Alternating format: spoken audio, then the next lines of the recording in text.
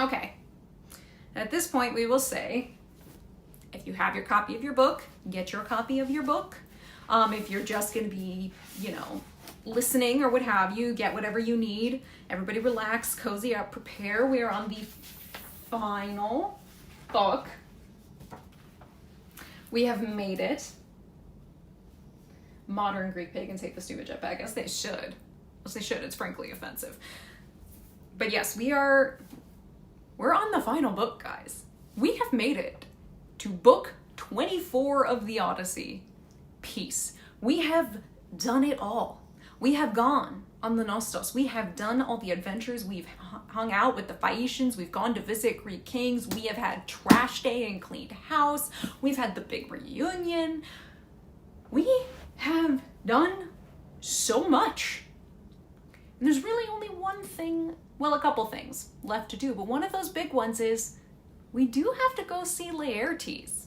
Odysseus' father, we've talked about him, and he's been on the periphery this whole time, but it is time for Odysseus to reconnect with his father, which is going to be very emotional and a very big deal.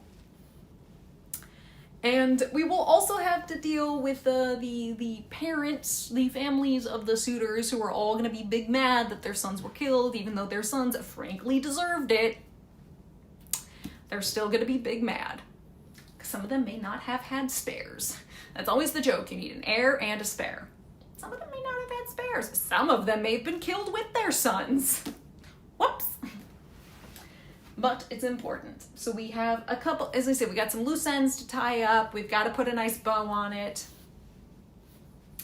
It is time for the final book, book 24, Peace. Now, Cyllenian Hermes called away the suitors as ghosts. We're already starting, I gotta give notes. Cyllenian Hermes, calling away the suitors as ghosts. Now, the epithet Cyllenian refers to Mount Cyllene, which is said to be, Hermes was said to be born in a cave on that mountain.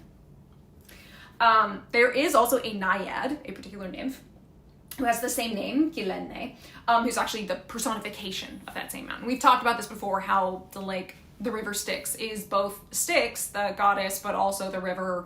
They kind of have a double role there. And obviously the calling away of the suitors as ghosts is referring to Hermes' role as a psychopomp. And he's the one who leads the souls of the dead on that road kind of between what they might call like the upper world and the underworld, basically the living and the dead. So you're not quite in the underworld, but you're not really in the land of the living, so we're in this kind of liminal space. He's leading them on that road to get to the underworld. And what's actually kind of crazy is that particular role that he had. It's, if we go back to some of the, when you do like comparative religious studies, and you look at Hermes and like our oldest records of that kind of that god and kind of in Greece, his initial role is far more chthonic. He is related very specifically to that role as the psychopomp. But it is that, so Hermes' mom was a mountain nymph. Yes, Maya was a nymph. So his role in taking people on this very specific road to the road to death, basically to the underworld, is actually his initial, like if you go like starting point. It then is what is actually expanded to include or to really encompass like roads in general, which will then of course come to include boundaries, travelers, sailors, commerce, and ultimately travel itself. So it's like his role as the psychopomp is kind of one of his oldest recorded roles we have for Hermes, and then it is over time like that role kind of just expands, going from the leading people on the road to other stuff related to roads and travel. It's kind of interesting stuff there, comparative religion wise at least. Ooh. Sorry, don't mind me, just making sure my notes move along. There we go. Holding firm in his hand the wand of fine, pure gold that enchants the eyes of men whenever Hermes wants or wakes us up from sleep. With a wave of this he stirred. Why is it called psychopomp? That would be some sort of breakdown of... That would come... I don't actually... I'd have to go into the... what's the word I'm looking for? The origin of it, the etymology, that's the word I'm looking for. Because psychopompos is the Greek word, psyche plus pompo, so guide of souls. So the pompo being the guide, the psycheos being the soul. That's what it means. I was gonna say, like, there's an etymological reason. I didn't want to misspeak there. Thank you, Mariana. You got there before I did. Are you coming up? Yes, okay. Pompe is the escort. We've seen it with this. Yes. The Greeks narrated on travel for Hermes. Yeah, because he really doesn't spend a lot of time in the underworld. He just takes them there and then leaves. And he also is a messenger and does all these things. So he has the chthonic associations because he takes them to the underworld, but he's not like hanging out in the underworld. He would prefer to be on land. And he does travel and does like messages and all that stuff. So being on the road, like, it's a thing he does. Ma'am, are you gonna sit down somewhere, or are we just gonna awkwardly sit here? Because he's not really involved in the aspect of death or even their time in the underworld. He's just getting you from point A to point B. All good, Mariana. He's the EMT. With a wave of this he stirred and led them on, and the ghosts trailed after with high, thin cries, as bats cry in the depths of a dark, haunted cavern, shrilling, flittering, wild when one drops from the chain, slipped from the rock face, while the rest cling tight. I know. So, with their high, thin cries, the ghosts flocked now, and Hermes the healer led them on. So I want to note there about Hermes the healer. I have seen sometimes that word healer translated instead as helper. I don't know enough about the original Greek word to really speak to that. Mariana, you can jump in here if you have something to say there. However, I will note that again, we're talking kind of comparative religion studies. That role as the psychopomp that Hermes has is existing similar to that of like a shamanic role. And that shamanic role is akin to the idea of like healing the mind. So hence Hermes the healer. Now, I don't know if that is why Fagles chose to translate the word that way. I have no explanation. There's no note that he gives on the translation to explain why he chose to translate that way. I do believe the Greek word is more related to help than it is to heal. Again, Mariana, please feel free to correct me if I'm wrong. But that's, if I had to guess, thinking on comparative religious studies, and again, the role of the psychopomp, which is really what we're kind of focusing on here, it could be related to that. But I don't actually know. I don't have any sort of notes from Fagles specifically on why it's translated that way, or even from Bernard Knox in the introduction. So that is a bit of analytical guesswork, but.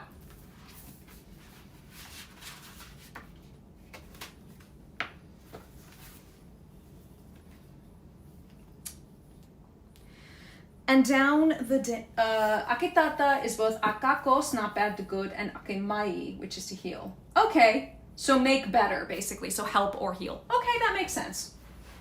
Okay, there we go. That makes sense. I can see that. At least that's what the Benedetto was going for in my notes. Okay. I can see how you could get help or heal, and either of them, frankly, are appropriate for the situation. Okay, there we go. Neat. And down the dank, moldering paths, and past the ocean streams they went, and past the white rock and the sun's western gates, and past the land of dreams, and they soon reached the fields of Asphodel, where the dead, the burnt-out wraiths of mortals, make their home. There they found the ghosts of Peleus' son, Achilles, Patroclus, fearless Antilochus, and great Ajax too, the first in stature, first in build and bearing, of all the Argives after Peleus' matchless son. Fun fact, it is like this when Hermes acts on his own, not when he's sent like a messenger. So he is a good guy, basically. I mean, that makes sense. They were at least granted Asphodel. I mean, Agnes, the only other option would be Tartarus, which they didn't do anything to the gods specifically. So no, they have not done anything such that they would go to Tartarus or the Elysian Fields, which none of them qualify for. The Fields of Asphodel isn't anywhere special. It's basically like gen pop. It's general population. Unless you did something terrible and go to Tartarus, or you made it to the Elysian Fields, everyone ends up in the Fields of Asphodel. Why is Achilles in Asphodel? Because he is. We know this. I mean, Agnes, we've talked about this. We know this. We had the whole book on the underworld. We already discussed this. He's in Asphodel. He's there.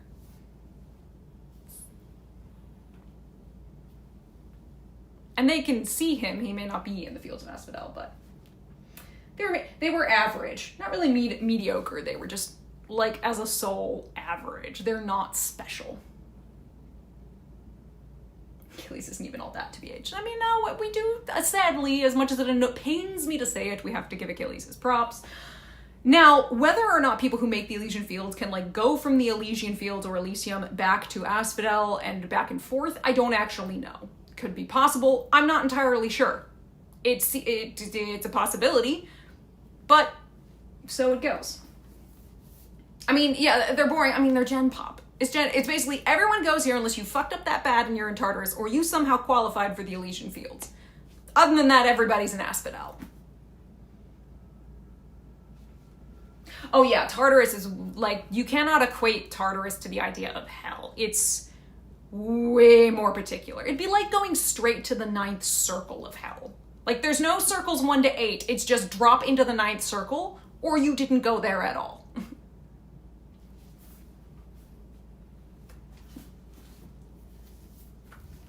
Yeah, Achilles had one big moment, didn't do anything before Troy, and dies, so didn't do anything after. It's true. It's really true. Like, Achilles has his big moment of Odysseus in the Iliad, but other than that, he had basically no no war experience, so no military experience before Troy. I mean, he was a kid, basically. He was notably, again, younger than everybody else. And then he dies not too long after the Iliad. Qualifications to get into Elysium. Does the daffodil flowers come from Asphodel? Okay, we have several questions. So I'm gonna, give me a second on the Elysium one. Let me actually look at the daffodils are related to something else, actually. If I recall correctly. Asphodels are an actual plant. You can look up Asphodelus. And you can see the asphodel. It is its own plant. It's not the daffodil. The daffodil is the narcissus flower, I believe. No, one Odysseia is not automatically going to get you into the Elysian Fields. Kleos for humans, not enough still for the gods. Yes, exactly. Yeah, daffodils are, I was going to say, I'm like, wait a minute. No, yeah, daffodils are the narcissus plant. From which, Narcissus dies, up spring flowers. It's the daffodil. The asphodel is its own plant. You can look it up and see what it looks like. As for Elysian Fields, what qualifies you for the Elysian Fields is likely going to vary across the sources. We'll be real honest there. Let me see how far back I can get. Yeah. It does depend. Okay, so there is no one way to guarantee yourself into Elysium. There are many versions, whether it be you have to be related to the gods, potentially, or other heroes in some way, which is why they say, like, Menelaus marrying Helen is kind of like an auto-buy into Elysium. Hey, we're not entirely sure. Later, the idea, it would be you had to be chosen by the gods to get into there, you had to be judged to be able to go into there, and it's just... it's very hard because it varies across the sources and there's no real definite answer. So I can't really give you, like, here's exactly what you did to get in there. It kind of depends.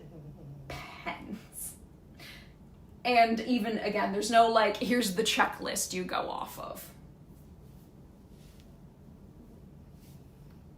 Yeah, especially when it's a decentralized faith. It's a decentralized belief system, if you will. There's no one concrete way to get in. But it takes quite a bit.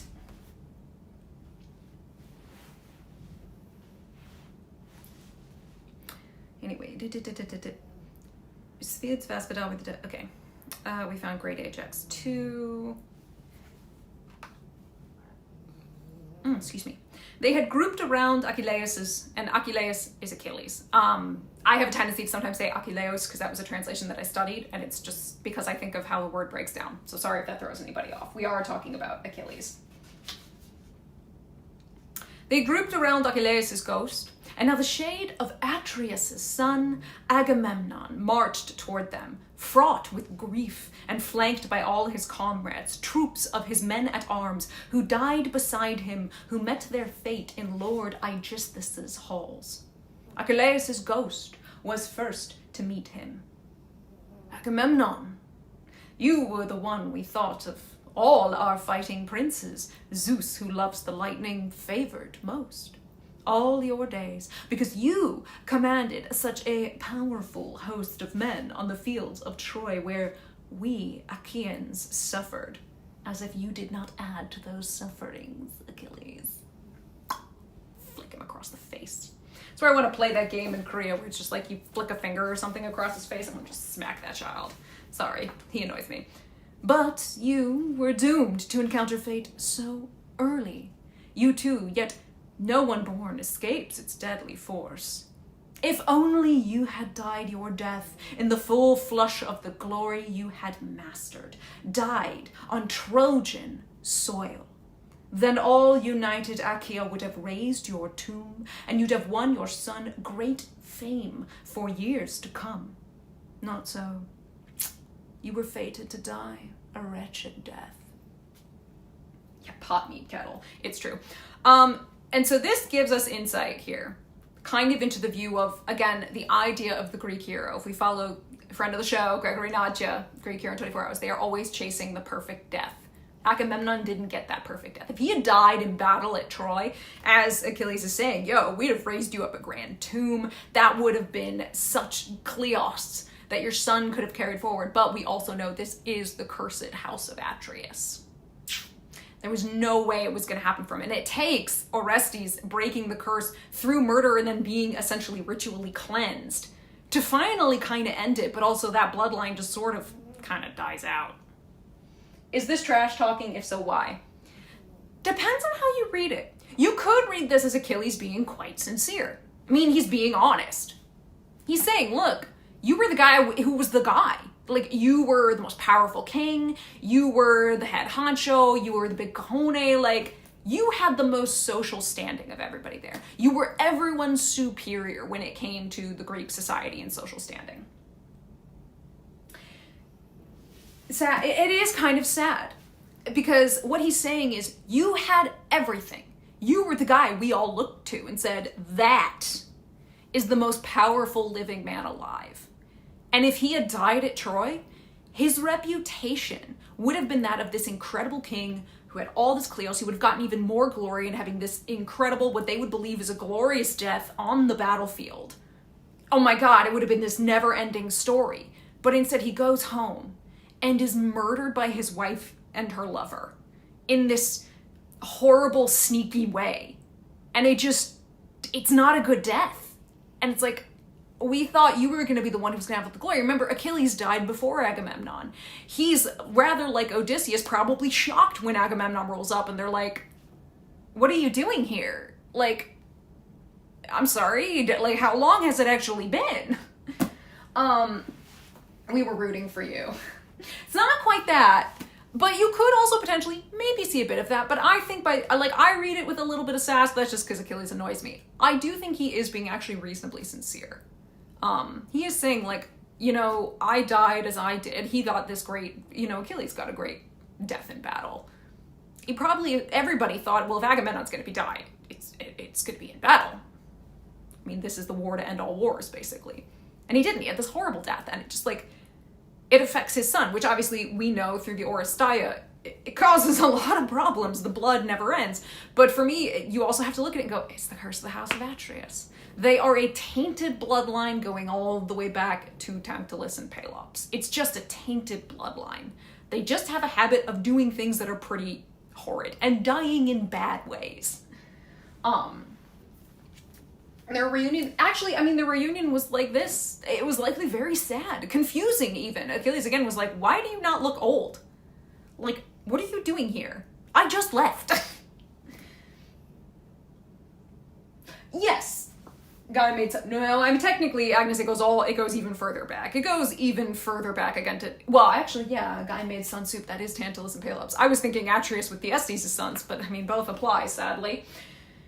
Yeah, no, it is, but at the end of the day, they always say, you're chasing the perfect death. So he's just like, oh, God, I mean, that sucks that, in a way, and Achilles is sort of saying, like, that sucks that happened to you. Like, we never thought that was how you were going to end. It sort of talks about how life is, life finds a way. No, a life can be unpredictable. And it is turbulent. I mean, we're talking about the turbulence of this world. Going back to the introduction by Bernard Knox, he says this is a very unstable, turbulent world. It's a very violent world. That's why something like Tenya, which permeates the whole of the Odyssey, it's this one bit of stability. It's this stable moral criterion that everyone at least can have belief and stability in that. Because everything else is just... Team I just this. No, I am not Team I just this. Sorry. I just this couldn't exist. I can't be on his team.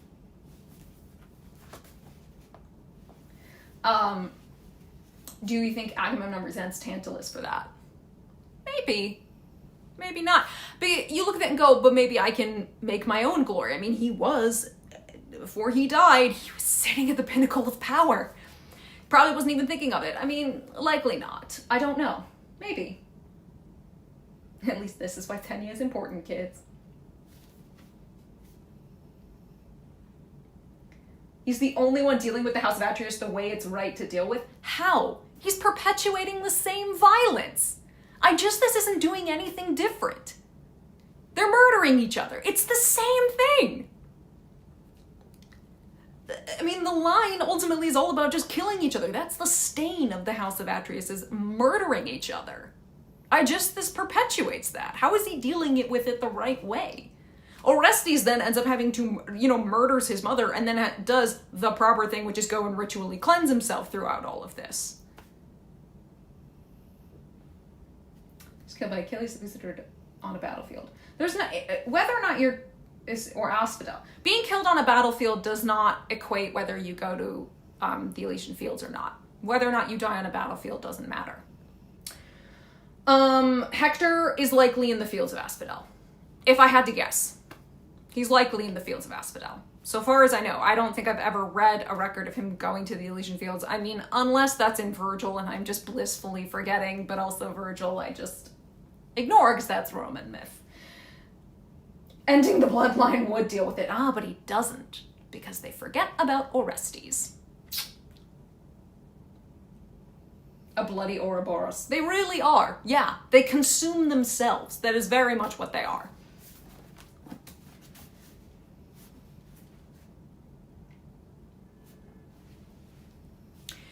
And the ghost of Atrides Agamemnon answered, is not heaven or Valhalla. He selects the good brother every generation. Then this shouldn't be there either. This should be gone. He's gross. Again, he shouldn't exist. He's a product of rape and incest. He should not be there. Yeah, it's true. The ghost of Atrides Agamemnon answered, son of Peleus, great godlike Achilles, happy man, you died on the fields of Troy, a world away from home. The best of Trojan and Argive champions died around you, fighting for your corpse. And there you lay, in the whirling dust, overpowered in all your power and wiped from memory of all your horsemen's skills. That whole day we fought. We'd have never stopped if Zeus had not stopped us with sudden gales. Then we bore you out of the fighting onto the ships.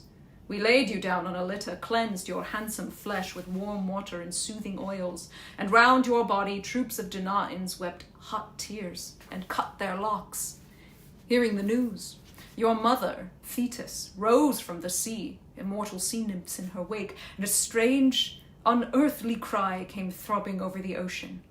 Terror gripped Achaea's armies. They would have leapt in panic, boarded the long, hollow ships, if one man, deep in his old age wisdom, had not checked them. Nestor. From the first, his counsel always seemed the best. And now, concerned for the ranks, he rose and shouted, hold fast, Argives, sons of Achaea, don't run now. This is Achilles' mother rising from the sea with all her immortal sea nymphs. She longs to join her son who died in battle.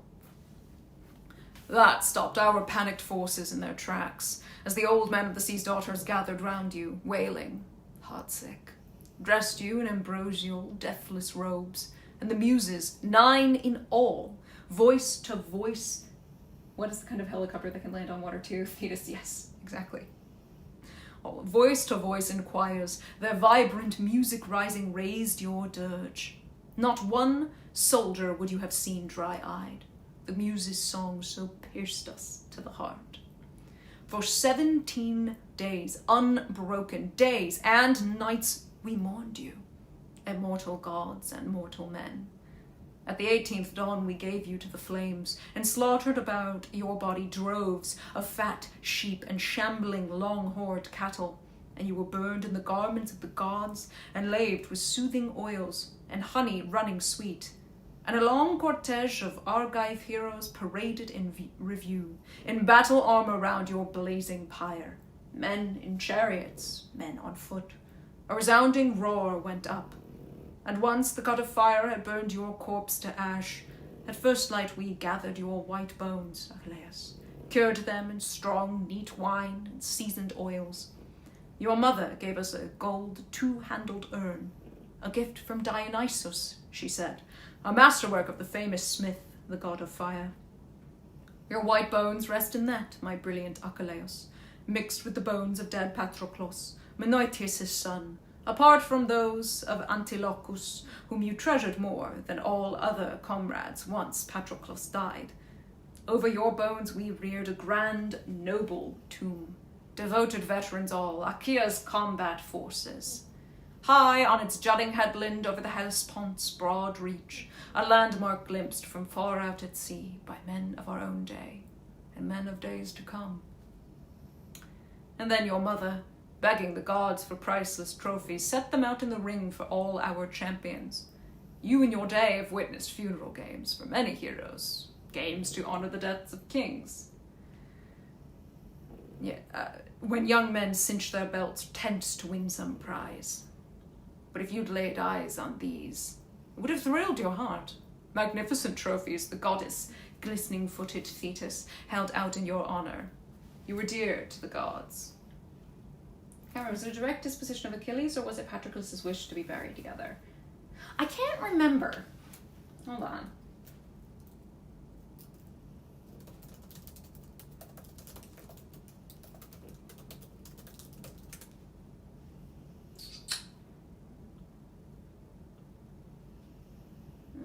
I think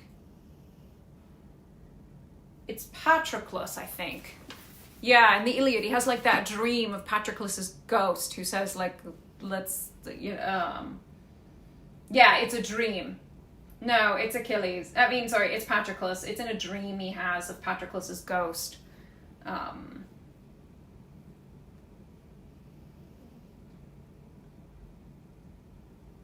Yeah, it's Patroclus, but it's in a dream that Achilles is having with his ghost. It's way late, so it's after Patroclus has died. Again, Patroclus' ghost tells Achilles in a dream, supposedly. There might be another point. That's the point that I quickly saw, and I was like, oh yeah, there is that. He might have mentioned it to Perseus as like something he wants or the like, but specifically in terms of why it happens is that. YouTube wouldn't show it. Okay, I don't have the Discord open, so it's really not exactly helpful because now I have to go to, because I'm not going to open Discord on my computer. My computer is so old that like trying to open Discord will take forever. So I will say trying to put stuff in the Discord is not helpful because I'm not keeping an eye on it at all. But I'll look, just one second. But in general, please try to refrain from putting stuff there if you can. It feels like Achilles is telling Agamemnon the fanfic he wrote about him. Yeah, it's probably because I censored the word fanfic because I was sick of some of the comments I was getting. And it's not a fanfic. He's basically reciting what happened.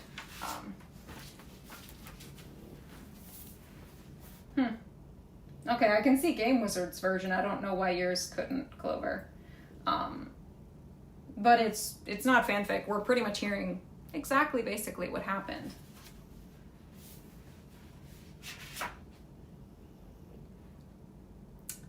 No, you're fine. Let's see here. Where the heck was I? Days to come. You were dear to the gods, so even in death your name will never die. Great glory is yours, Achilles, for all time in the eyes of all mankind. But I, what joy for me when the coil of war had wound down. For my return, Zeus hatched a pitiful death at the hands of Odysseus and my accursed wife. As they exchanged the stories of their fates, Hermes, the guide and giant killer, drew up close to both, leading down the ghosts of the suitors King Odysseus killed. Struck by the sight, the two men went up to them right away, and the ghost of Atreus' son Agamemnon recognized the noted prince Amphimedon, Menelaus' dear son, who received him once in Ithaca at his home. And Atreides' ghost called out to his old friend now, Amphimedon, what disaster brings you down to the dark world? All of you, good picked men, and all in your prime. No captain out to recruit the best in any city could have chosen better. What laid you low? Wrecked in the ships when Lord Poseidon roused some punishing blast of gales and heavy breakers? Or did ranks of enemies mow you down on land as you tried to raid and cut off herds and flocks, or fought to win their city, take their women? Answer me, tell me. I was once your guest. Don't you recall the day I came to visit your house on Ithaca? King Menelaus came too, to urge Odysseus to sail with us in the ships on our campaign to Troy. Yeah, there's a significant lack of thunders in the underworld. Zeus should fix that. So this bit, the to urge Odysseus to sail with us in the ships. This is talking about the incident that is, we know, in the later dated epic poem, the lost poem known as the Kypria. We are then told that famous tale again of how Odysseus, he didn't want to leave. He tried to pretend to be crazy and avoid to go. So he was like taking his plow and he harnessed like an ass and an ox to it. And he's, sowing salt in there, but Palamedes basically clocks his bluff. That story comes from the Kypria, which obviously we don't have. We only have the summaries and, again, a couple scattered lines. It's one of the lost epics. But it is important to remember that as much as they say, Odysseus is very unwilling, how he doesn't want to go. James Joyce, in his book Ulysses, very famously says, but once at war, the conscientious objector became a jusqu'à-boutiste, which means a diehard. Basically, he fully committed to the battle once he was there. He didn't want to go, but once he was there, he ain't objecting to shit.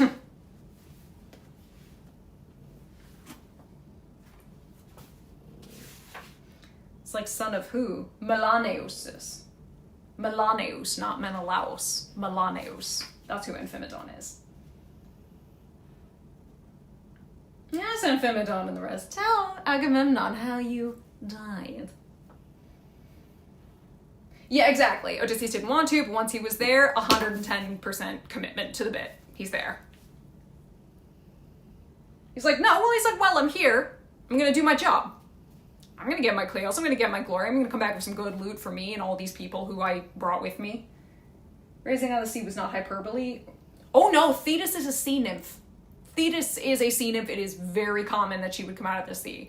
She wasn't exactly married to Peleus happily. Like, she kind of didn't seem to want to be married to him. It was all arranged by Zeus, I believe. So, yeah, she's married to him, but she also just, pieces out. And then eventually Peleus will also eventually die, which she's going to go back into the sea. She's like, I don't need to be here. I'm immortal. She literally just hangs out in the sea, hence the glistening foot. They're wet, the sparkle of the sea and all of that. Helicopter submarine mom is absolutely the truth. Oh, yeah, no. I mean, she hovers like crazy, but he's fine with it. Achilles is the biggest mama's boy on the face of the planet. Those two are... You're not... She's a boy mom, and he's absolutely a mama's boy.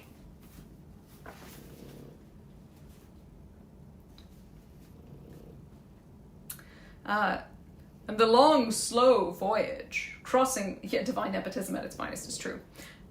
Crossing wastes of ocean cost us 1 whole month. That's how hard it was to bring him round, Odysseus, raider of cities. Famous Atrides, Amphimedon's ghost called back. Lord of men, Agamemnon. I remember it all, your majesty, as you say. And I will tell you, start to finish now, the story of our death. The brutal end contrived to take us off. We were courting the wife of Odysseus, gone so long. She neither spurned nor embraced a marriage she despised. No. She simply planned our death, our black doom. All I'm hearing is this, and I want him to...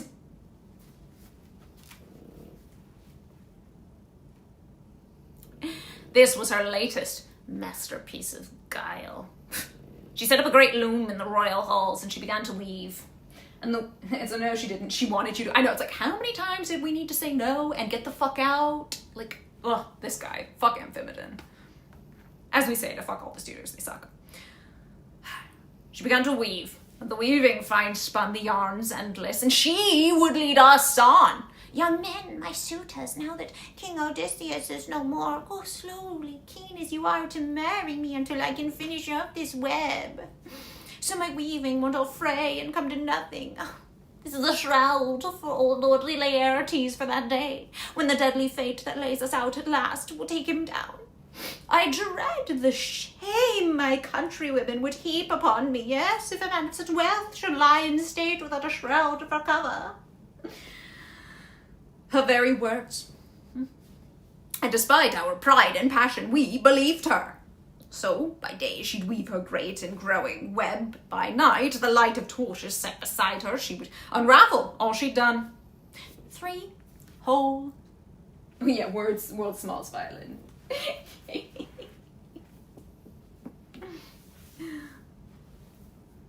3 whole years. She deceived us blind, seduced us with this scheme. Then, when the wheeling seasons brought the 4th year on, and the months waned, and the long days came round once more, one of her women, in on the queen's secret, told the truth, and we caught her in the act, unweaving her gorgeous web. So she finished it off, against her will. We forced her. But just as she bound off that great shroud and washed it, spread it out, glistening like the sunlight or the moon, just then some wicked spirit brought Odysseus back from God knows where to the edge of his estate where the swineherd kept his pigs, and back to the same place came Odysseus' own dear son, scudding home in his black ship from sandy Pylos. The pair of them schemed our doom, our death trap, then lit out for town. Telemachus, first in the act, Odysseus followed later, led by the swineherd and clad in tatters and for all the world like an old and broken beggar hunched on a stick, his body wrapped in shameful rags, disguised. So none of us, not even the older ones, could spot that tramp for the man he really was, bursting in on us there out of the blue. No, we attacked him, blows and insults flying fast, and he took it all for a time in his own house, all the taunts and blows. In a heart of iron. But once the will of thundering Zeus had roused his blood, he and Telemachus bore the burnished weapons off, stowed them deep in a storeroom, shot the bolts, and he, the soul of cunning, told his wife to set the great bow and the gleaming iron axes out before the suitors, all of us doomed now to test our skill and bring our slaughter on. Not one of us had the strength to string that powerful weapon. All of us fell far short of what it took. But then, when the bow was coming round Odysseus' hands, we raised a hue and cry. He must not have it, no matter how he begged. Only Telemachus urged him to take it up, and once he got it in his clutches, long-suffering, great Odysseus strung his bow with ease and shot through all the axes then. Vaulting onto the threshold, stood there, poised, and pouring his flashing arrows out before him, glaring for the kill. He cut Antinous down, and shot his painful arrows into the rest of us, aiming straight and true, and down we went, corpse on corpse on corpse in droves. Clearly a god was driving him and all his henchmen, routing us headlong in their fury down the hall, wheeling into the slaughter, slashing left and right, and the grisly screams broke from our skulls cracked open. Whole floor, awash with blood.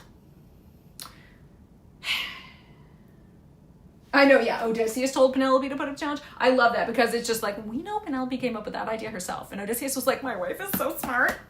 This is why I married her. And they're just like, they can't imagine that she would be clever enough to think of the bow trick, where I'm like, she just tricked you for 3 years. But, and this is the big but, it's like, why, well, she just tricked them for 3 years. Yeah, but doing a womanly thing. Weaving is a womanly art. Of course they can't clock that unless another woman snitches her out. They're like, the axe thing, though, that's a manly thing. Why would a woman come up with that?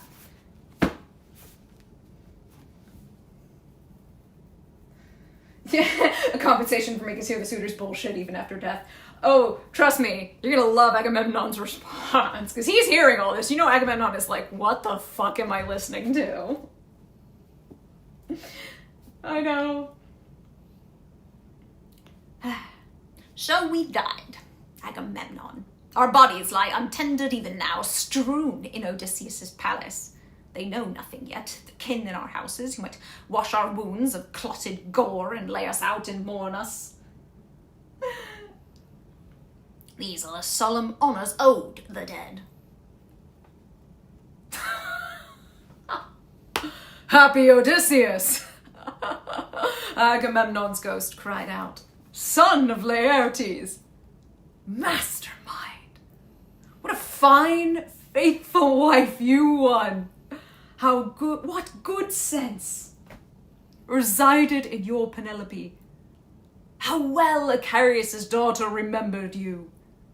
Odysseus, the man she married once. The fame of her great virtue will never die. The immortal gods will lift a song for all mankind, a glorious song in praise of self-possessed Penelope. Far cry from the daughter of Tyndareus Clytemnestra. What outrage she committed, killing the man she married once. Yes, and the song men sing of her will ring with loathing. She brand with a foul name the breed of womankind, even the honest ones to come. Which is like, I love Agamemnon. To me, it's just like he just bursts out laughing going, son of a bitch, you did it. Like, for him, because remember, Agamemnon met Odysseus all those years ago in the underworld. And he warned Odysseus, like, this is what happened with my wife. Our wives are technically related, and you never know what's going on at home. So he's getting the whole story of what went on at home, and he's like, damn, Penelope is cool as shit. She's the best. You're best of wives and best of women. Literally, we're just like, yeah. He's like, damn. He's like, Odie, son of a bitch.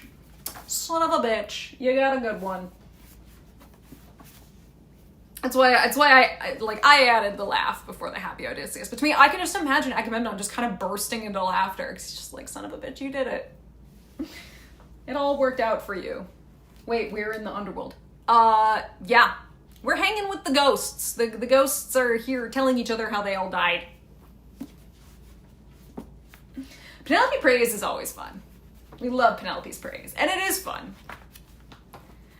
So they traded stories, the two ghosts standing there in the house of death, far in the hidden depths below the earth. Hi, everybody who's just joining. Odysseus and his men had stridden down from town and quickly reached Laertes' large, well-tended farm that the old king himself had wrested from the wilds years ago, laboring long and hard. His lodge was here, and around it stretched a row of sheds where field hands, bondsmen who did his bidding, sat and ate and slept. And an old Sicilian woman was in charge, who faithfully looked after her aged master out on his good estate remote from town. Odysseus told his servants and his son, into the timbered lodge now, go, quickly. Kill us the fattest porker, fix our meal, and I will put my father to the test. See if the old man knows me now, on sight. Or fails to, after 20 years apart. Okay, so briefly, let's talk a little bit about Laertes. Because, we don't get too much of his backstory, and obviously this is the story of Odysseus, so not quite as important, we could say, as Odysseus, but, he's got a bit of a story himself. Shade, while understandable on this part, you brought it on yourself, dude. Eat it. So Laertes, Odysseus' dad, is king of the Cephallenians. This is an ethnic group of Greeks that lived on the Ionian Islands as well as the mainlands. Now the Ionian Islands, it's a group of islands, 7 main ones and a couple little smaller ones, that are on the west coast of Greece in the Ionian Sea, hence their name. They are also known as the Heptanies, aka the 7 islands. Again, there are 7 main ones. So the 7 main islands are Kerkyra, which is also known as Corfu. You've got Paxi, also known as Paxos. We have Lefkada, which is also known as Lefkas. We have Ithaca. We have Kephallonia. We have Zinthos, which is also known as Zante, and Kythera, which I think sometimes is pronounced Cythera to some people. Now, Laertes has presumably inherited this pretty nice-sized kingdom, mostly islands, but a little bit on the mainland, from his father Archaisios, as well as from his grandfather Kephalos. So they maintained enough power and strong sons that this could all be inherited down the line, and they're still holding on to it. Dulichium. Dulichium might be one of the smaller islands. Dulichium is not one of the main 7 islands. It could be one of the smaller ones. I only named the big 7, the ones that are considered the Heptanies. Again, it does include smaller islands. Now, obviously, his realm includes Ithaca and those surrounding islands, and likely also a neighboring part of the mainland. That is speculation, but we were told that Odysseus has cows on the mainland that are pasturing there on his own land. So we know they have at least some pasture land on the mainland. Now, in terms of other sources that might tell us a bit more about Laertes, both Diodorus and Apollodorus tell us that Laertes was an Argonaut. So man saw some adventure, and it is Hyginus in his Fabulae who also tells us that Laertes also participated in the Caledonian boar hunt. So, man was pretty fit. Man had some adventures. Man had some good stuff going on there. Now, I also wanted to note, we say that he's being tended by an old Sicilian woman. She is not named. However, this is the wife of another character who we're going to meet briefly. I'll just call him now. His name is Dolios. Now Dolios, who we're going to meet in a little bit, so I'm skipping a little ahead, but I'll introduce him because we've met his wife now. Dolios was a slave, a servant, if you will, of Penelope, one that she received from her father Icarius on the event of her wedding. He was essentially a gift to Penelope from her dad, and he is the father. As Agnes is yelling, he is the father to Melanthios and to Melanto. He also has 6 other sons. Who are going to come into play here. And he does serve as a gardener. And as much as he has 2 children that absolutely suck, we like Dolios. He's a good guy. Not his fault that his children ended up being shitheads. That's on them. Also did a boar hunt. What do you mean also? No, I mean, he did the Caledonian boar hunt. He did the boar hunt.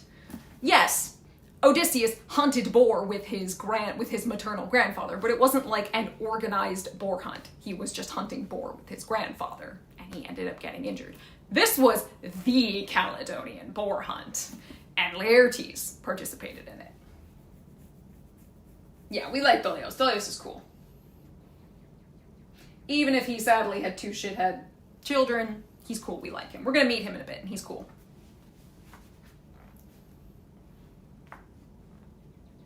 Hunting is a core family tradition. A lot of these people would have hunted. Hunting was very common. In fact, organized hunts, of a great massive creature would have been something a hero could go do as like a great deed and a thing you could attach your name to. I mean, you had to hunt. Frequently, either you're warding off predators to your pasturing animals, doing it for food. Hunting was extremely common activity. Damn, 6 other sons. He and his wife were busy. They were busy. The Atalanta led. She didn't lead the hunt. No. It's the Caledonian boar hunt. It was led by... It's not Melampus. What the hell is that guy's... Why do I always blank on the guy who did the Caledonian boar hunt? It starts with an M. It always bothers me that I can't remember it. Meleager, that's who it was. It was led by Meleager. But it's not led by Atalanta. She participates in it. But she doesn't lead it. It's being led and hosted by Meleager. Thank you. Yeah, Meleager. I was like, it's an M. I'll remember him in a second. She didn't get the final blow in either. She got the first shot off. She drew first blood, and it was a really good shot. It was so good that Meleager was able to deal the killing blow. And that is why he presented to her the kind of most prized gifts of the boar, and it made all the other men there butthurt as well. Specifically, his uncles got real fucking butthurt. Caledonia, Scotland. No, Caledonia is an area in Greece. So it has nothing to do with Scotland. This is all taking place in Greece. Jinx. I know.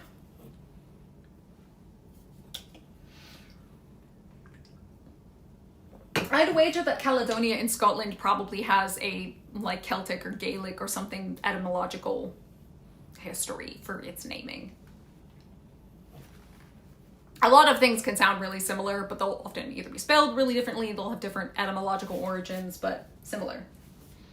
Anyway, where were we?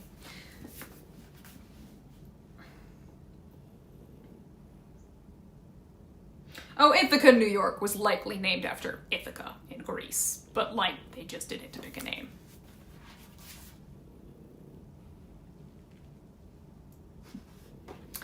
With that, he passed his armor to his men, and in they went at once, his son as well. Odysseus wandered off, approaching the thriving vineyard, searching, picking his way down to the great orchard, searching, but found neither Dolius, nor his son, nor any hand. They'd just gone off, old Dolius in the lead, to gather stones for a dry retaining wall to shore the vineyard up. But he did find his father, alone on that well-worked plot, spading round a sapling, clad in filthy rags, in a patched, unseemly shirt, and round his shins he had some oxhide leggings strapped, patched, too, to keep from getting scraped, and gloves on his hands to fight against the thorns. And on his head he wore a goatskin skull cap, to cultivate his misery that much more. How will he explain to Dolius why he did what he did? Your children betrayed me. They died. Dolius would go, well, my children were dumb. There you go. I mean,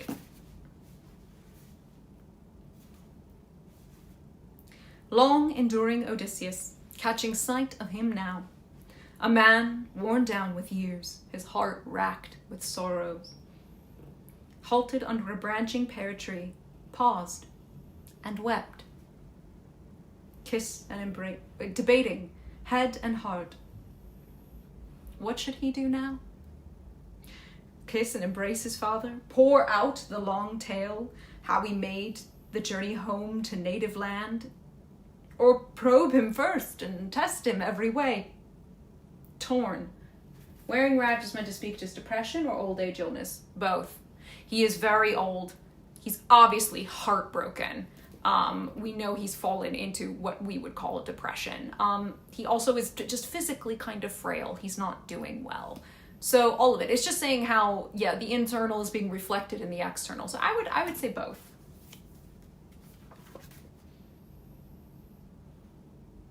Was there a concept of family honor, or was it separate from Kleos? Kleos is inherited. It's why Agamemnon talks about how, like, if I had died, or how Achilles says, like, if you had died at Troy, and Agamemnon echoes it saying, you know, if I had died at Troy, this is something that my son could have held on to. Like, that's something, that's fame that would have reflected down, my son would have inherited that. They'd say, oh, you're the son of the great hero, Agamemnon. This is also, I mean, Akira, we had this whole conversation going back to book 1 and 2 about why it was so important to figure out how and when Odysseus died, because Kleos is ultimately something that is inherited. And again, yeah, please use the hand-raising emoji. You're lucky that I saw that because I happened to glance over, but if you don't use that, I will likely miss your question.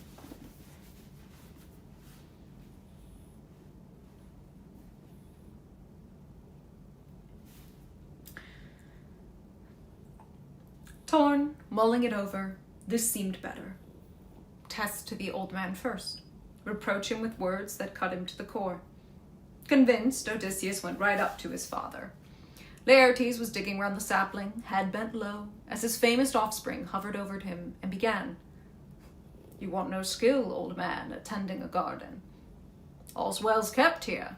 Not one thing in the plot. No plant, no fig, no pear, no olive, no vine, not a vegetable. Lacks your tender loving care. But I must say, and don't be offended now, your plants are doing better than yourself. Enough to be stooped with age, but look how squalid you are. Those shabby rags. Surely it's not for sloth your master lets you go to seed. There's nothing of slave about your build or bearing. I have eyes. You look like a king to me. The sort entitled to bathe, sup well, then sleep in a soft bed. That's the right and pride of you old-timers. Come now, tell me, in no uncertain terms, whose slave are you? Whose orchard are you tending? And tell me this, I must be absolutely sure. This place I've reached, is it truly Ithaca? Just as that fellow told me just now. I fell in with him on the road here. Too clumsy, none too friendly. Couldn't trouble himself to hear me out or give me a decent answer when I asked about a long-lost friend of mine, whether he's still alive, somewhere in Ithaca, or dead and gone already, lost in the house of death. Do you want to hear his story? Listen, catch my drift. I once played host to a man in my own country. He'd come to my door, the most welcome guest from foreign parts I ever entertained. He claimed he came of good Ithacan stock, said his father was Achilles' son, Laertes. So I took the new arrival under my own roof, gave him a hero's welcome, treated him in style, stores in our palace made for princely entertainment, and I gave my friend some gifts to fit his station, handed him 7 bars of well-wrought gold, a mixing bowl of solid silver, etched with flowers, a 12 cloaks, unlined and light, a 12 rugs, and as many full-cut capes and shirts as well. And to top it off, 4 women, perfect beauties, skilled in crafts. He could pick them out himself. Stranger, his father answered, weeping softly. The land you've reached is the very one you're after. True, but it is in the grip of reckless, lawless men. And as for the gifts you showered on your guest, you gave them all for nothing. But if you'd found him alive, here in Ithaca, he would have replied in kind, gift for gift, and entertained you warmly before he sent you off. That's the old custom, and one has led the way. But please, in no uncertain terms, how many years ago did you host the man, that unfortunate guest of yours? My son. There was a son. Oh, was he all a dream? That most unlucky man, whom now I fear, far from his own soil and those he loves, the fish have swallowed down on the high seas, or birds and beasts on land have made their meal, nor could the ones who bore him, mother, father, wrap his corpse in a shroud and mourn him deeply. Nor could his warm, generous wife, so well-possessed Penelope, have her keen for her husband on his deathbed, the fit and proper way, or close his eyes at last.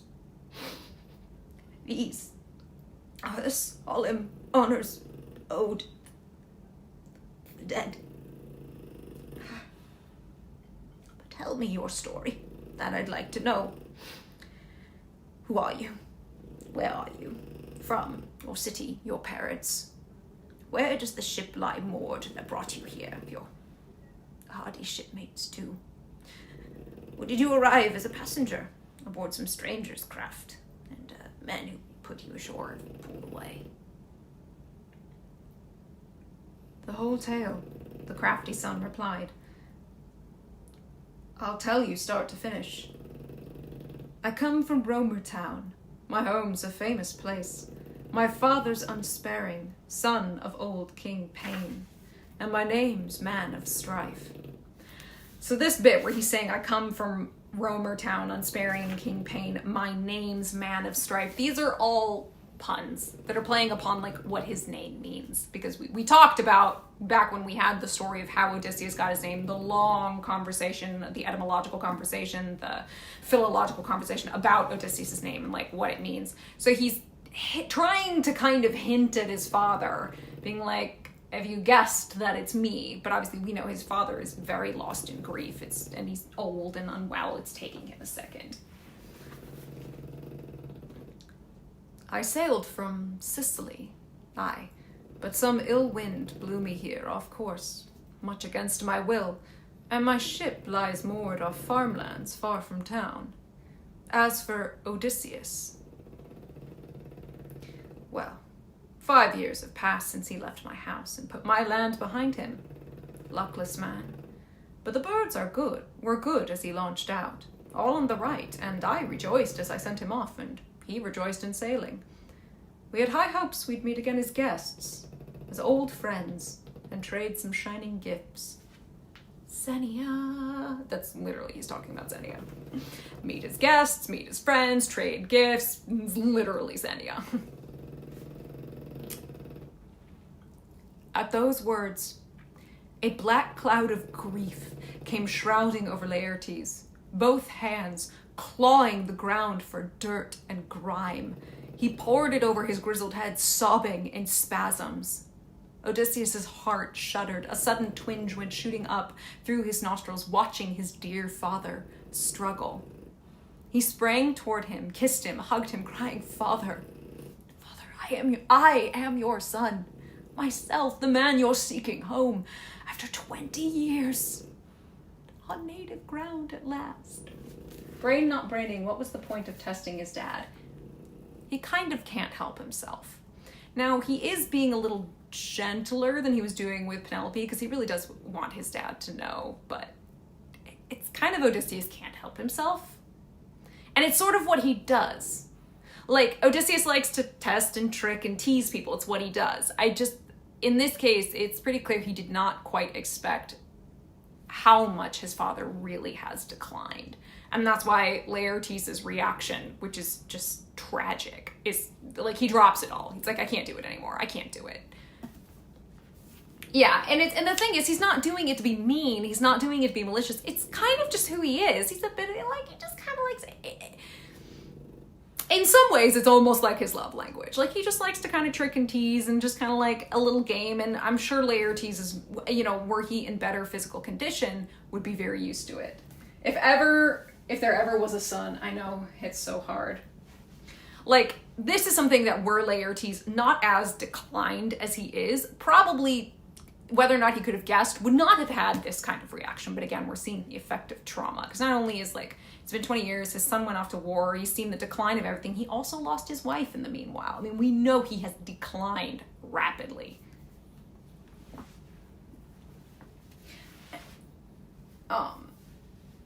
And again, Odysseus doesn't, in this case, when he does it with his, loved ones, it's clear he's not doing it to be malicious. It's just the case that Laertes, again, is so distraught in such decline that it's just too much. And Odysseus recognizes that, which is why he just reveals himself. Like, he gives up the trick. He doesn't keep going. He can't do it anymore. He realizes, okay, yeah, no. My dad is not in a state to, like, be able to kind of play this game with me. Hold back your tears, your grief. Let me tell you the news, but we must hurry. I've cut the Suitors down in our own home. I've paid them back for their outrage, vicious crimes. Odysseus. Laertes, catching his breath, found words to answer. You're truly my son, Odysseus. Home at last. Give me a sign, proof. I must be sure. This scar, first. Quick to the mark, his son said. Look at this. The wound I took from the boar's white tusk on Mount Parnassus. There you sent me, you and mother, to see her fond old father, Autolycus, and collect the gifts he vowed to give me once when he came to see us there. Or these trees. Let me tell you the trees you gave me years ago, here on this well-worked plot. I begged you for everything I saw. A little boy trailing you through the orchard, picking our way among these trees. And you named them one by one. You gave me 13 pear, 10 apple trees, and 40 figs, and promised to give me, 50 vine rows, bearing hard on each other's heels, clusters of grapes year-round at every grade of ripeness, mellowed as Zeus's seasons weigh them down. Which, this is great. We are seeing that, and again, emphasis that this was a very still agrarian, agriculture-based society. It's very important. You have your land and you work it. We are seeing essentially the art of what is called husbandry, the ability to pasture and raise animals, be able to handle all of this agriculture. This is something that Laertes had clearly trained and taught Odysseus in. And it's something that Odysseus can draw on as a fond memory, something that the two of them would hold close to each other. Living proof. And Laertes' knees went slack. His heart surrendered, recognizing the strong, clear signs Odysseus offered. He threw his arms around his own dear son, fainting as hardy great Odysseus hugged him to his heart until he regained his breath, came back to life, and cried out, Father Zeus, you gods of Olympus, you still rule on high. If those suitors have truly paid in blood for all their reckless outrage. But now, my heart quakes with fear that all the Ithacans will come down on us in a pack at any time and rush the alarm through every island town. There's nothing to fear, his canny son replied. Put it from your mind. Let's make for your lodge beside the orchard here. I sent Telemachus on ahead, the cowherd, swineherd too, to fix a hasty meal.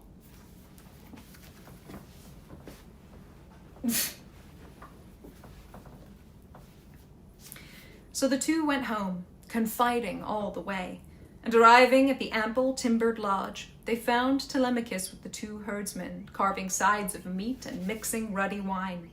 Before they ate, the Sicilian serving woman bathed her master Laertes, his spirits high in his own room, and rubbed him down with oil, and round his shoulders drew a fresh new cloak. And Athena stood beside him, fleshing out the limbs of the old commander, making him taller to all eyes, his build more massive, stepping from his bath. So his own son gazed at him, wonderstruck. Face to face, he seemed a deathless god. Father, Odysseus' words had wings. Surely one of the everlasting gods has made you taller, stronger, shining in my eyes. Facing his son, the wise old man returned. If only, Father Zeus, Athena, and Lord Apollo, I were the man I was, king of the Cephallenians, when I sacked the city of Nericus, sturdy fortress out on its jutting cape. I'd been young in arms last night in our house with harness on my back, standing beside you, fighting off the suitors. How many I would have cut the knees from under. The heart inside you would have leapt for joy. So father and son confirmed each other's spirits, and then when the roasting was done, the meal set out, the others took their seats on chairs and stools, were just putting their hands to bread and meat, when old Dolios trudged in with his sons, worn out from the field work. The old Sicilian had gone and fetched them home, the mother who reared the boys and tended Dolios well, now that the years had ground the old man down. When they saw Odysseus, knew him in their bones, they stopped in their tracks, staring, struck dumb, but the king waved them on with a warm and easy air. Sit down to your food, old friend. Snap out of your wonder. We've been cooling our heels here long enough, eager to get our hands on all this pork, hoping you'd all troop in at any moment. And Laertes where Odysseus got his skill for sacking cities. Likely Laertes would have helped to teach him, yeah. And again, sacking and raiding was very common in this period. It was kind of something a Greek hero did. But yeah, this is something, you know, if a father will teach his son. It's like, you gotta go sack your first city. You gotta do a little raiding on the weekend.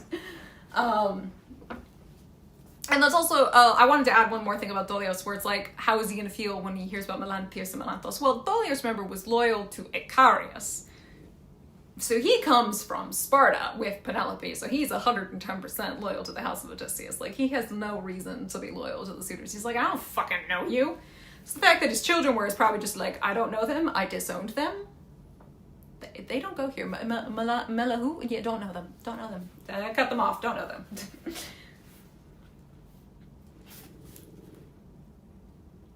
Spreading his arms, Dolios rushed up to him, clutched Odysseus by the wrist, and kissed his hand, greeting his king now with a burst of winging words. Dear master, you're back. The answer to our prayers. We'd lost all hope, but the gods have brought you home. Welcome, health. The skies rain blessings on you, but tell me the truth, Nas. I'd like to know. Shrewd Penelope, has she heard you're home? Or should we send a messenger? Whoops. Yes. She knows by now, old man. His wily master answered brusquely. Why busy yourself with that? So why? Because he came with Penelope. Of course he worries about Penelope. He's like, did you actually tell her? And he's like, dude, of course. Where do you think I was first? But again, if they don't actually know too much about what's, you know, having been out here, they're pretty cut off from the palace in a way. Like, they're not fully aware. I mean, the whole point is nobody is supposed to know what happened there the other night. So they don't know everything that happened. So he's like, wait, did you tell your wife that you're here? Like, did you just come back? What's going on? So Dolios went to his sanded stool. His sons, too, pressing around the famous king, greeted Odysseus warmly, grasped him by the hand, then took their seats in order by their father. But now, as they fell to supper in the lodge, Rumor the herald sped like wildfire through the city, crying out the news of the suitors' bloody death and doom. And massing from every quarter as they listened, kinsmen milled with wails and moans of grief before Odysseus' palace. And then they carried out the bodies. Every family buried their own, and the dead from other towns they loaded onto the rapid ships for crews to ferry back again, each to his own home. Then, in a long, mourning file they moved to assembly where, once they'd grouped, crowding the meeting grounds, old Lord Eupeithes rose in their midst to speak out. Unforgettable sorrow wrung his heart for his son, Antinous, the first that great Odysseus killed. In tears for the one he lost, he stood, and I know I should feel bad, but it's a bit like, for those who've seen Night of the Seven Kingdoms, it's like Maekar in the Trial by Seven being like, my boy, like, he knows his son is a shithead, he knows his son sucks, but it's still his kid. Like, I just realized if Dolius and the other 6 sons are working in the fields, they probably know about the other 2 living in the house, like they wouldn't work with them anymore. Oh, yeah. Melanthios, we know, was working as a goat herd, so he's obviously working somewhere else, kind of anyway. He's in a different bit of pasture. This does not seem to be like the goat herding area. And then obviously if Melantho's in the house, yeah, they're not really interacting with them much anymore.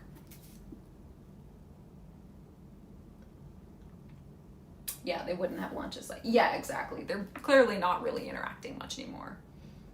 We're not animals. You can bury your sons. Or more accurately, we're not Achilles. Oh, that's good shade, Draco. That's good. Ugh. In tears for the one he lost, he stood and cried, my friends, what a mortal blow this man has dealt to all our island people. Those fighters, many and brave, he led away in his curved ships. He lost the ships, and he lost the men, and back he comes again to kill the best of our Cephallenian princes. Quick, after him, before he flees to Pylos or holy Elis, where Epians rule in power. Up, attack, or we'll hang our heads forever, all disgraced, even by generations down the years, if we don't punish the murderers of our brothers and our sons. Why, life would lose its relish. For me, at least. I'd rather die at once and go among the dead. Attack before the assassins cross the sea and leave us in their wake." He closed in tears, and compassion ran through every Achaean there. Suddenly Medon and the inspired bard approached them, fresh from Odysseus' house, where they had just awakened. They strode into the crowds. Amazement took each man. But the herald Medon spoke in all his wisdom. "Hear me, men of Ithaca. Not without the hand of the deathless gods did Odysseus do this thing. Myself, I saw an immortal fighting at his side. Like Mentor to the life, I saw the same god now in front of Odysseus, spurring him on, now stampeding the suitors through the halls, crazed with fear, and down they went in droves." So he's basically saying, guys, he kind of had the gods on his side with this one. Showing the other foot blinded by emotion moment. Which bit? Like how the dad is feeling? Part of the problem is nobody knows exactly how everything went down. Hence we have Medon going, there was a god involved in this. There's also the element of, yeah, they're distraught. These are their children that are dead. And a lot of them all at once. And it's, so, yeah, so, Antinous' dad, it's like I said, it's very much like, as I say, Maekar in the Trial of Seven, where for those who aren't familiar with A Knight of the Seven Kingdoms or the story of Duncan Egg, what happens is Maekar's son, Arion, who's he's like, you love to hate him, he's such a dick, does something, gets hit by Dunk, and then they end up in like a trial by combat situation where you have the Trial of Seven. And in the show, they have this moment where Dunk is like beating on Arion, and Maekar is just like, my boy, and he's trying to get to him, even though he's disappointed in his son. He knows his son is a shithead. He knows his son is terrible, but that's his kid. That's his kid. That's his heir. Like, he can't let that go. Well, actually, I don't think Arion is his heir, but like, that's his kid. That's a father with his son. So that's absolutely what's happening here. He goes, that was my boy.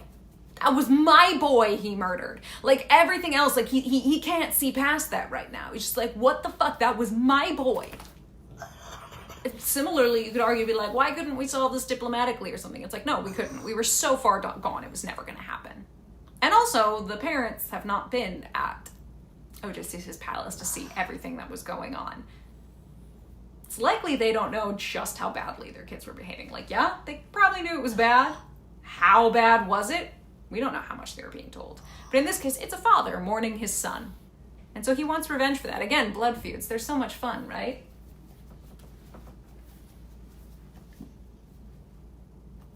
Exactly, yeah.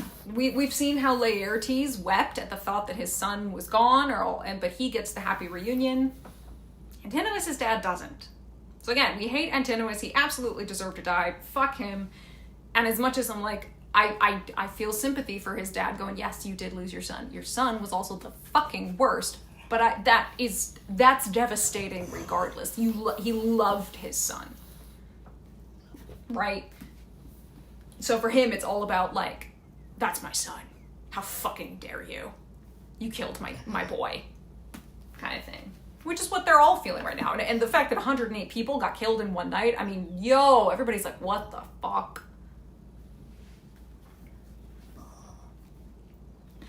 Which is also why Medon comes in. He goes, yeah, there was a god involved. So, like, divine merchant, like, the gods were involved. This was divine. Something's going on, bigger than what maybe everyone's thinking. I mean, again, is that going to cut through people's grief?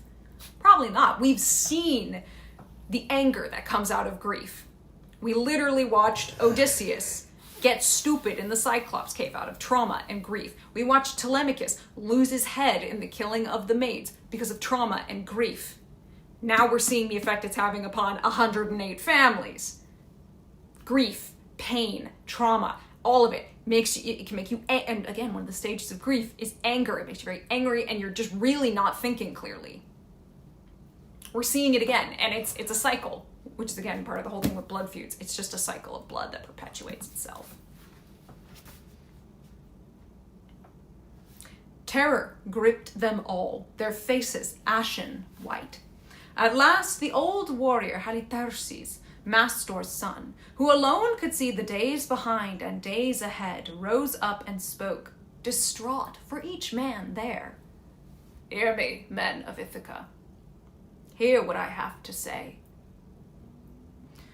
Thanks to your own craven hearts, these things were done. You never listened to me or to the good commander of Mentor. You never put a stop to your sons' senseless folly. What fine work they did, so blind, so reckless, carving away the wealth, affronting the wife of a great and famous man, telling themselves that he'd return no more. So let things rest now. Listen to me for once. I say don't attack, else some will draw the lightning on their necks. Just say about the shoe being on their foot. First Odysseus told me a second of pure motion, and now they're dead. Yeah, very similarly. Again, we're watching that cycle of grief and trauma, and it's like, is someone once again getting really like in a flippant way, we'd say get all up in their feelings, right? Are they being affected by the shock and the trauma and the pain and the grief and everything, and it's making them not think clearly? Exactly. Because now you've had a bard say, hey, the gods were involved, this was basically divine retribution. Now we've had Laertes coming in and saying, guys, we told you not to do this. You never stopped your kids. It's their own fault this happened. Like, good sense is coming at them, but they are so grief-stricken and in shock, really. Like, all of that kind of same emotional turmoil is happening. Are they going to listen? Do we really think they're going to listen? And thus the cycle continues. And yes, Homer, you genius. It's so good. So he urged, and some held fast to their seats, but more than half sprang up with war cries now. They had no taste for the prophet's sane plan. Winning Eupeithes quickly won them over. So these are the people who can't let go of that trauma and that pain and that grief. They're the ones who are like, nah, fuck it, kill the beast, mob song, insert here kind of thing. But at least half of them are listening to, kind of basically hanging their head in shame and getting checked and realizing, yeah, no, he's right. Yes, that's kind of, yeah. Oh, absolute. This is absolutely like the mob song, Kill the Beast. Absolutely what's happening here.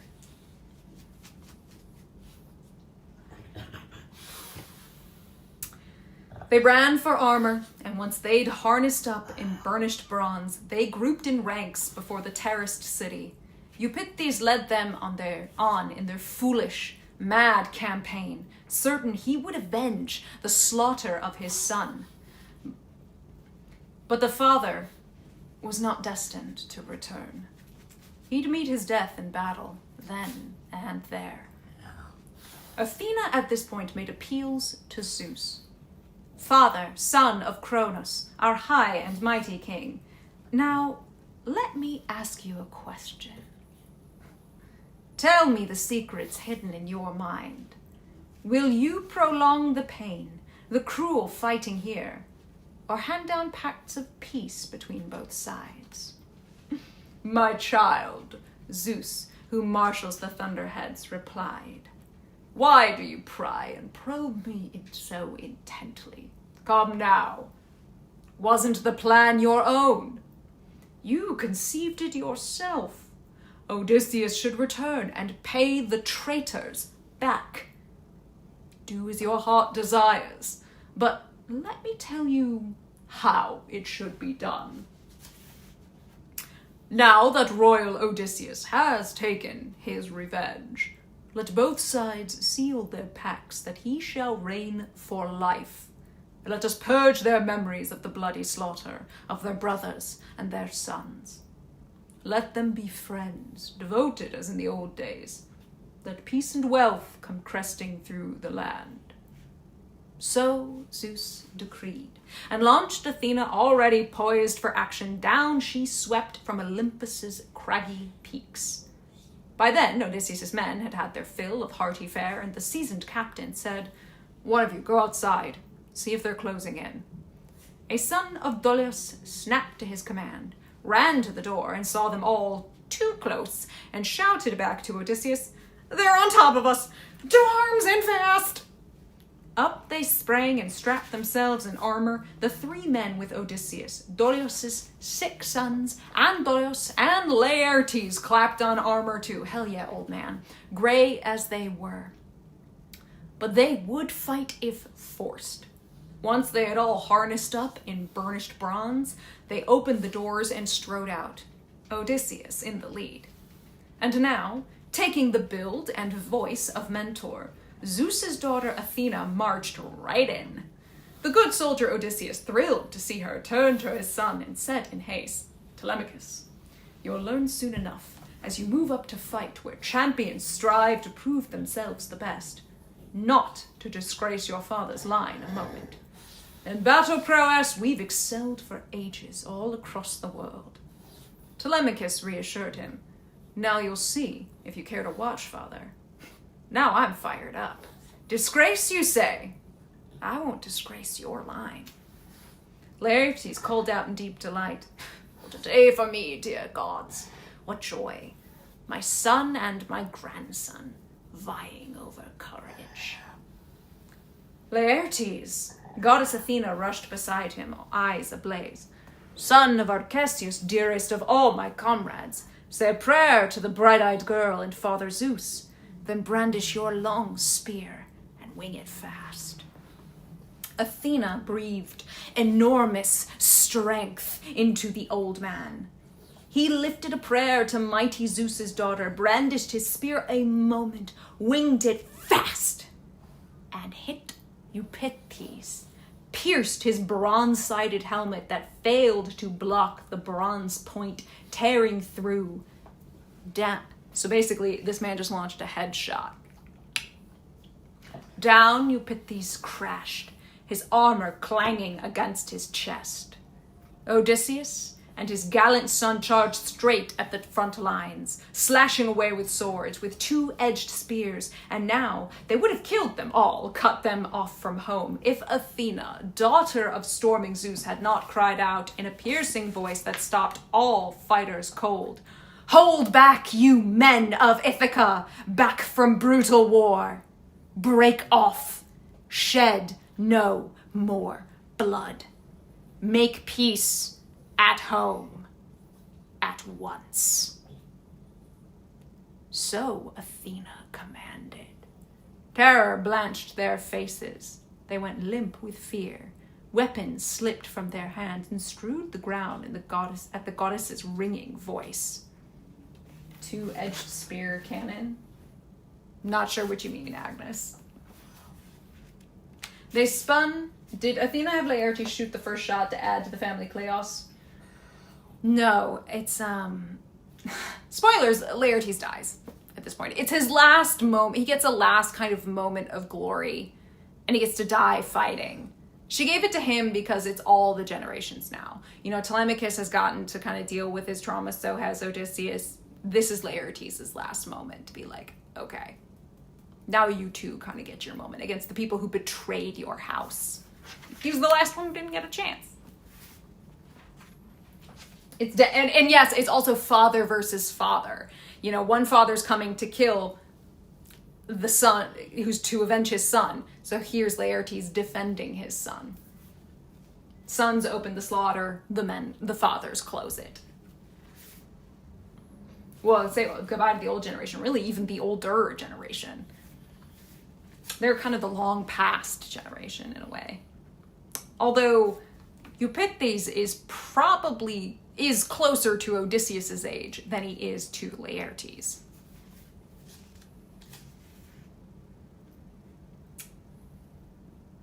They spun in flight to the city, wild to save their lives, but loosing a savage cry, the long-enduring great Odysseus, gathering all his force, swooped like a soaring eagle. Just as the son of Cronus hurled a reeking bolt that fell at her feet, the mighty father's daughter and blazing-eyed Athena wheeled on Odysseus, crying, "Royal son of Laertes, Odysseus, master of exploits, hold back now.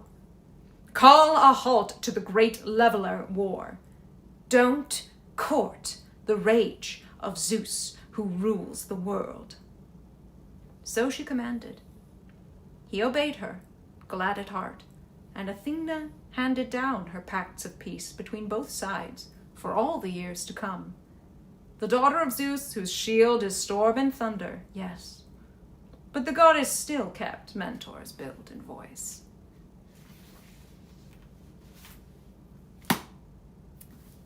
That is the end of the Odyssey. We finished it up. Real quick, kind of a non-starter battle.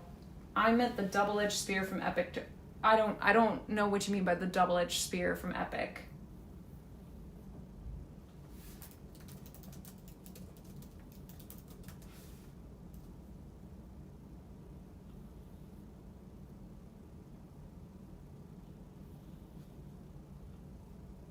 Why did she keep Mentor's voice? Because she initially came down in disguise, and because she, like Odysseus, likes a little trick.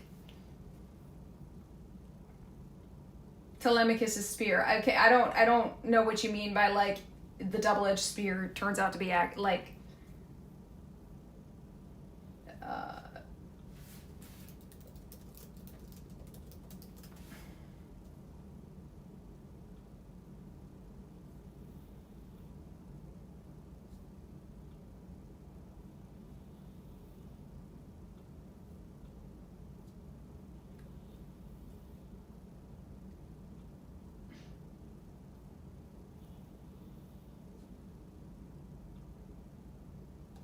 Like, a double-edged spear just means it, like, the spear itself, it's not just one flat blade, it comes almost like in a point.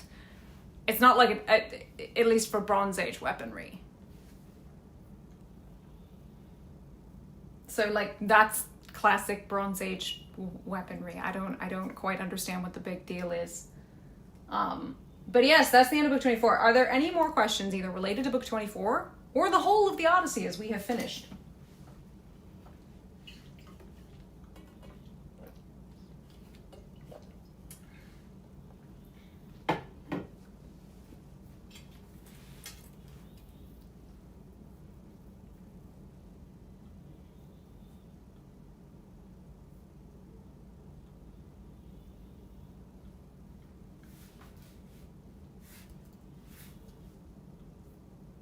The spear they're talking about had a spearhead on each end. Oh no, that's not what we mean by double-edged spear. No. That's not what we're talking about here. Not at all. That's not what this means. It literally just means instead of one flat little sheet of metal, which would be a single edge, like literally just flat, it means like one edge had an angle. That's what a double-edged spear is. Do we know anything else about Laertes' dad? His dad, it's actually wonderful. Let's see. I think we do know a little bit.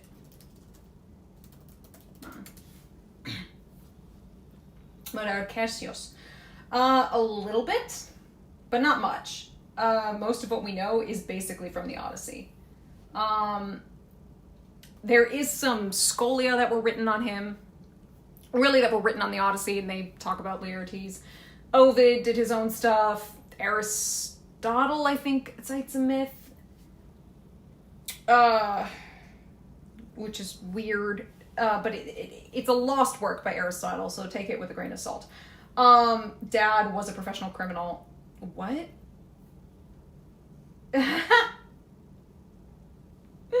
Thank you, Clover. Does Odysseus ever get to meet reconnected then when he fought alongside with in future myths lost epics? No, he doesn't. He basically dies in the next one, which is the Telegony. He dies. What the proper end of the Odyssey is, whether it's book 24 or somewhere else. Thoughts? There's some people who wonder, but like remembering that there's no like one true author of the Odyssey, I don't engage in the argument. I think it's kind of stupid, quite frankly. Somebody said something about a criminal. Dad was a professional criminal. You mean so Arcesius, you mean Arcesius or do you mean Cephalus? Because neither of them were criminals. They were kings.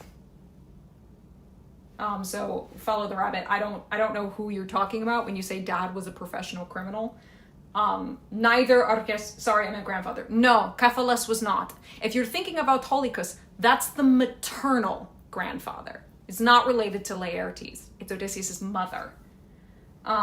With two ends given him by Athena in preparation to fight the suitors. That's stupid. That's not a weapon of that period, so no. That's not what we mean when we say double-edged spear here. He wrote that, well, you can don't look at him with suspicion. You just go, that's the Roman version.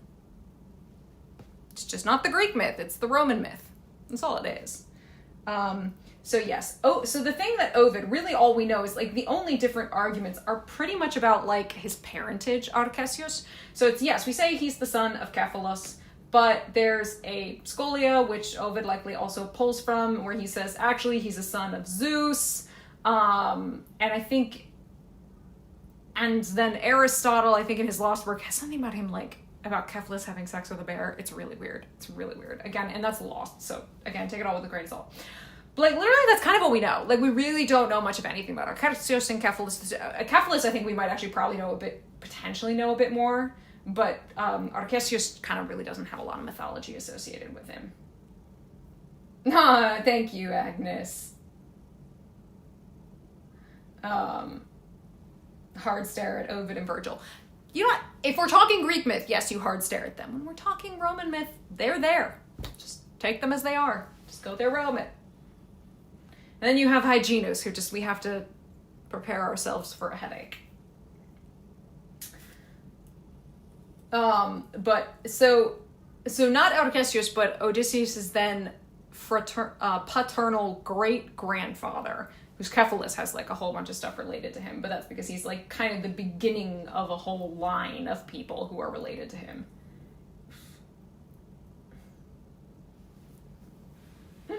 Ah, you're welcome. Don't worry, we'll then do the Iliad next, which is also very long.